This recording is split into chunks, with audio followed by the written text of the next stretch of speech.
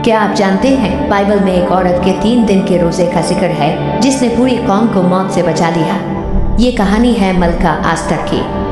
फारस की सल्तनत में एक वक्त ऐसा आया जब यहूदी कौम पर तबाही का साया मुगलाने लगा। बादशाह अहसुएरुस के दरबार में एक शख्स था, हामान, जो यहूदियों से नफरत करता था। उसने बादशाह को कायल किया कि एक हुक्म जारी किया जाए ताकि तमाम यहूदियों को ख़त्म कर दिया जाए। ये खबर सुनकर शहर में कहराम मच गया।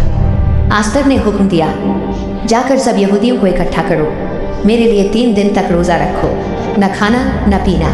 मैं भी अपनी सहेलियों के साथ रोज़ा रखूंगी, फिर मैं बादशाह के हुजूर जाऊंगी, चाहे मेरी जान ही क्यों न चली जाए। 3 दिन तक दुआ और रोज़ा जारी रहा।